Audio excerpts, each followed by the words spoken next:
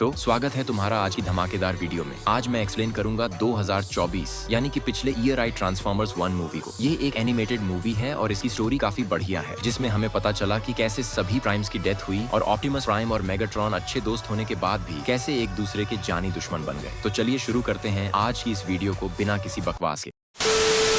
तो मूवी की शुरुआत होती है खदान में काम करने वाले एक बॉट से, जिसका नाम होता है ऑनरियन पैक्स। ऑनरियन पैक्स देखने में काफी कमजोर होता है, जिसे चीजें एक्सप्लोर करने में काफी इंटरेस्ट होता है। फिर ऐसे ही कुछ जानने के लिए ओरायन पैक्स साइबरट्रॉन की एक लाइब्रेरी में चला जाता है और वहां ढूंढने पर उसे एक प्रोजेक्टर डिवाइस मिलता है। ओरायन पैक्स जैसे ही उसे एक्टिवेट करता है तो वह साइबरट्रॉन प्लेनेट की पूरी हिस्ट्री देखने लगता है। हम देखते हैं कि आज से कई साल पहले साइबरट्रॉन जैसी कोई चीज नहीं थी, कुछ था तो बस प्राइमस। प्राइमस काफी दयालु और बुद्धिमान थे, इसीलिए उन्होंने खुद को सैक्रिफाइस करके एक प्लेनेट में तब्दील किया, जिसका नाम पड़ा साइबरट्रॉन। अपनी सैक्रिफाइस से प्राइमस ने ट्रांसफॉर्मर्स नाम की एक नस्ल बनाई और 13 प्राइम्स भी बनाए, जो साइज में काफी बड़े और पावरफुल थे। इनका मुख्य उद्देश्य साइबरट्रॉन प्लेनेट की रक्षा करना था। इसी के साथ प्राइमस ने एक और चीज बनाई, जिसका नाम था मैट्रिक्स ऑफ लीडरशिप। बेसिकली यह एक ऐसा डिवाइस था जिससे पूरे साइबरट्रॉन प्लेनेट पर एनर्गॉन फ्लो होता था। एनर्गॉन जो कि ट्रांसफॉर्मर्स का पावर सोर्स है, ठीक उसी तरह जैसे इंसानों को जिंदा रहने के लिए फूड चाहिए। लेकिन तभी अचानक मैट्रिक्स ऑफ लीडरशिप कहीं गायब हो जाता है और इसी के साथ ये मैसेज समाप्त हो जाता है। तभी ओरायन पैक्स को कुछ गार्ड्स देख लेते हैं, क्योंकि इस जगह पर किसी का आना जाना अलाउड नहीं था। किसी तरह बचते बचाते ओरायन पैक्स वहां से भागकर अपने दोस्तों के पास चला जाता है। उसके दो दोस्त होते हैं, एक D16 और दूसरा इलिटा 1। इसके बाद हमें पता चलता है कि साइबरट्रॉन प्लेनेट पर एक मेन सिटी है, आइकॉन सिटी, जहाँ ज्यादातर ऑन्टोबॉट्स रहते हैं। इसी के साथ हम यहाँ पर यह भी जानते हैं कि ट्रांसफॉर्मर्स के अंदर टी-कोक नाम का एक कोर होता है। बेसिकली इस कोर से ही कोई भी ट्रांसफॉर्मर ट्रांसफॉर्म होता है, लेकिन हर ट्रांसफॉर्मर के पास यह नहीं होता। इसीलिए जिन ट्रांसफॉर्मर्स के पास यह नहीं होता उन्हें कमजोर समझा जाता है और उनसे माइनिंग यानी खुदाई करवाई जाती है। हमारी कहानी का हीरो यानी ओरायन पैक्स भी एक मजदूर होता है और वह अपने दोस्तों के साथ खुदाई का काम करता है। अब कहानी आगे बढ़ती है और हम साइबरट्रॉन के रूलर से मिलते हैं, जिसका नाम है सेंटिनल प्राइम। जैसा कि इसके नाम से पता चल रहा है, ये एक प्राइम है, लेकिन ये सभी प्राइम्स में इकलौता बचा होता है, क्योंकि कई साल पहले ट्रांसफॉर्मर्स और उनके दुश्मनों के बीच युद्ध हुआ था, जिसमें सभी प्राइम्स मारे गए थे और अकेला सेंटिनल प्राइम ही जिंदा बचा था। इसीलिए वह पूरे साइबरट्रॉन को रूल करता है और उसकी हिफाजत भी करता है। फिर हमें पता चलता है कि जिस सिटी में सारे ऑटोबॉट्स रहते हैं यानी आईएकॉन, वहाँ एक बहुत बड़ा इवेंट होने जा रहा है, जिसका नाम है आईएकॉन 5000। ये एक रेस होती है जिसमें सभी ट्रांसफॉर्मर्स हिस्सा लेते हैं और जो सबसे पहले फिनिश लाइन क्रॉस करता है वही विनर होता है। लेकिन इस रेस में सिर्फ वही ट्रांसफॉर्मर्स हिस्सा ले सकते हैं जिनके पास टी-कोक होता है, यानी कोई भी मजदूर इसमें हिस्सा नहीं ले सका। लेकिन यह देखकर ओरायन पैक्स इस रेस में हिस्सा लेने की ठान लेता है और D16 के पास जाता है। पहले तो D16 उसे मना कर देता है, लेकिन बाद में मान जाता है। अगले दिन रेस होती है जिसमें ओरायन पैक्स और D16 बहुत अच्छा परफॉर्म करते हैं। एक समय पर तो वे सबसे आगे पहुंच जाते हैं, लेकिन रेस के एंड में D16 काफी घायल हो जाता है, जिससे वे रेस हार जाते हैं। लेकिन सेंटिनल प्राइम को ओरायन पैक्स का प्रदर्शन काफी पसंद आता है और वह उनसे पर्सनली मिलता है और उन्हें रेस में इतना अच्छा परफॉर्म करने के लिए कंग्रेचुलेट भी करता है। लेकिन इसके कुछ समय बाद ही डार्पिट आता है, जो सारे मजदूरों से खुदाई करवाता था। वह ओरायन पैक्स और D16 से काफी नाराज होता है, क्योंकि उन्होंने मजदूर होने के बावजूद रेस में हिस्सा लिया था। इसलिए वह उन्हें लेवल 50 में फेंक देता है। लेवल 50 वह जगह थी जहां साइबरट्रॉन का कचरा फेंका जाता था। वहां उनकी मुलाकात B127 नाम के ट्रांसफॉर्मर से होती है। B127 ने वहां अपने लिए कुछ जरूरी चीजें इकट्ठा करके रखी होती हैं, क्योंकि वह काफी सालों से अकेला था। इन्हीं में से ओरायन पैक्स को एक मैसेज मिलता है, जिसे अल्फा ट्रायन ने भेजा था। इसके बाद वे अल्फा ट्रियो की लोकेशन पर जाने का फैसला करते हैं और कई मुश्किलों के बाद वहां पहुंचते हैं। वहां उन्हें सभी प्राइम्स की लाशें पड़ी हुई मिलती हैं, लेकिन उनमें से एक जिसने मैसेज छोड़ा था अभी भी जिंदा था। वह अल्फा ट्रियन ही। फिर अल्फा ट्रायन उन सबसे पूछता है, क्या वह सेंटिनल प्राइम के आदमी है? क्या वह उसे यहाँ पर मारने के लिए आए हैं? जहाँ ओरायन पैक्स कहता है, नहीं, हम तो मजदूर हैं और सेंटिनल प्राइम काफी अच्छा लीडर है। यह सुनकर अल्फा ट्रायन काफी गुस्सा हो जाता है। इसके बाद वह उन्हें बताता है कि सेंटिनल प्राइम कोई अच्छा लीडर नहीं है, वह एक नंबर का नकली और धोखेबाज प्राइम है। यहाँ तक कि जितने भी प्राइम्स की लाशें यहाँ पड़ी हैं, उनके लिए भी वही जिम्मेदार है। ये सुनकर किसी को अल्फा ट्रायन की बातों पर यकीन नहीं होता। फिर अल्फा ट्रायन अपनी ताकत से एक विजुअल बनाता है और विजुअल के जरिए उन्हें एक कहानी सुनाता है। वह बताता है कि जब प्राइमस ने साइबरट्रॉन बनाया था, तब उसने 13 प्राइम्स को जन्म दिया था, जिनमें से सेंटिनल प्राइम भी एक था। एक दिन सेंटिनल प्राइम सभी प्राइम्स को बताता है कि क्विंटेसेंस, जो कि साइबरट्रॉन के दुश्मन हैं, उनके कैप्टन की एक गुप्त बैठक होने वाली है। वहां हम जाकर क्विंटेसेंस के बड़े अधिकारियों को मार देंगे, जिससे वे कमजोर पड़ जाएंगे। सेंटिनल प्राइम कहता है। सभी प्राइम्स को यह योजना पसंद आती है और वे सेंटिनल प्राइम के साथ उस जगह पर पहुंचते हैं जहां क्विंटेसेंस की पूरी सेना उन पर हमला कर देती है। लेकिन प्राइम्स बहादुरी से लड़ते हैं और जब वे जीतने वाले होते होते हैं तभी सेंटिनल प्राइम धोखा दे देता है और सभी प्राइम्स को मार डालता है। लेकिन जब वह मैट्रिक्स ऑफ लीडरशिप को छूता है तो वह गायब हो जाता है क्योंकि उसे सिर्फ शुद्ध साइबरट्रोनियन ही छू सकता है। फिर अल्फा ट्रायन ओरायन पैक्स से पूछता है कि उसका टी कोग कहाँ है। तब ओरायन पैक्स कहता है, मैं एक माइनर हूँ और हमारे पास टी कोग नहीं होते। इस पर अल्फा ट्रायन बताता है कि सेंटिनल प्राइम ने तुम्हारा टी कोग निकाल लिया था ताकि वह तुमसे जबरदस्ती माइनिंग करवा सके। इसके बाद अल्फा ट्रायन अपने साथी प्राइम्स के टी कोग को ओरायन पैक्स D16 जो बाद में मेगाट्रॉन बनेगा और एलिटा ए को देता है। फिर जब वे गुफा से बाहर निकलते हैं तो वे सेंटिनल प्राइम को देखते हैं जो क्विंटेसेंस को एनर्जॉन देने गया था, क्योंकि सेंटिनल प्राइम और क्विंटेसेंस के बीच एक समझौता हुआ था। क्विंटेसेंस ने सेंटिनल प्राइम की मदद से 13 प्राइम्स को खत्म किया और बदले में सेंटिनल प्राइम उन्हें एनर्जॉन देने वाला था। लेकिन तभी सेंटिनल प्राइम के जाने के बाद उन पर हमला हो जाता है जिससे ओरायन पैक्स, D16 और एलिटा 1 वहां से भाग जाते हैं और अल्फा ट्रायन लड़ता रहता है। लेकिन तभी एराक्निड अल्फा ट्रायन पर हमला कर उसे सेंटिनल प्राइम के पास ले जाती है जहां सेंटिनल प्राइम उसे मार देता है। दूसरी तरफ ओरायन पैक्स, D16 और एलिटा 1 पर किसी का हमला हो जाता है और जब उनकी आंखें खुलती हैं तो वे आइकॉन सिटी के हाई गार्ड्स के पास होते हैं जिनका लीडर स्टारस्क्रीम होता है। यहाँ D16 और स्टारस्क्रीम के बीच लड़ाई हो जाती है जिसमें D16 स्टारस्क्रीम को हरा देता है और हाई गार्ड्स का लीडर बन जाता है। इसके बाद हम D16 की एग्रेसिवनेस, आक्रामकता देखते हैं। तभी अचानक वहाँ एराक्निड और उसके सैनिकों का हमला हो जाता है। वे D16 B127 जो बाद में बम्बलबी बनेगा और आधे हाई गार्ड्स ट्रांसफॉर्मर्स को पकड़कर सेंटिनल प्राइम के सामने ले आते हैं जहां D16 उसके सामने झुकने से मना कर देता है। यहीं पर D16 को पता चलता है कि सेंटिनल प्राइम के पास मेगाट्रॉनस प्राइम का ट्रांसफॉर्मेशन कोग है। फिर सेंटिनल प्राइम D16 के ऊपर मेगाट्रॉनस प्राइम का चेहरा बना देता है और यहीं से डिसेप्टिकॉन्स का जन्म होता है। इस तरह डिसेप्टिकॉन्स अस्तित्व में आते हैं। दूसरी ओर ओरायन पैक्स और एलिटा 1 बाकी हाई गार्ड्स के साथ आइकॉन सिटी पहुंचते हैं जहां ओरायन पैक्स बाकी ट्रांसफॉर्मर्स को सच्चाई बताता है और सेंटिनल प्राइम को रोकने के लिए सबको प्रेरित करता है। फिर एलिटा और बाकी हाई गार्ड सेंटिनल तक पहुंच जाते हैं जहां यान D16 को बचा लेता है और साउंड वेव बाकी सबके हाथ खोलता है। यहाँ ओरायन पैक्स B127 और बाकी सब सेंटिनल प्राइम के गार्ड्स को रोकते हैं। एलिटा लड़ती है एक नाइट से जिसके पास सेंटिनल प्राइम की मेमोरीज थी। फिर B127 वहां से निकलते हैं और पूरे आइकन सिटी में सेंटिनल प्राइम की असली लाइव ब्रॉडकास्ट कर देते हैं जिससे सारे ट्रांसफॉर्मर्स को पता चल जाता है कि सेंटिनल प्राइम ने प्राइम्स को धोखा दिया था। सबसे इंपॉर्टेंट बात, सेंटिनल प्राइम ने ट्रांसफॉर्मर्स के ट्रांसफॉर्मेशन कोर निकालकर उनसे जबरदस्ती एनर्जॉन की खुदाई करवाई और उनकी आजादी छीन ली। दूसरी तरफ D16 सेंटिनल प्राइम को खत्म करने वाला था लेकिन ओरायन पैक्स उसे रोक लेता है क्योंकि सेंटिनल प्राइम की असलियत सबको पता चल चुकी थी तो अब उसे मारने का कोई फायदा नहीं था। लेकिन D16 ओरायन पैक्स की बात नहीं सुनता क्योंकि उनकी विचारधाराएं एकदम अपोजिट थी।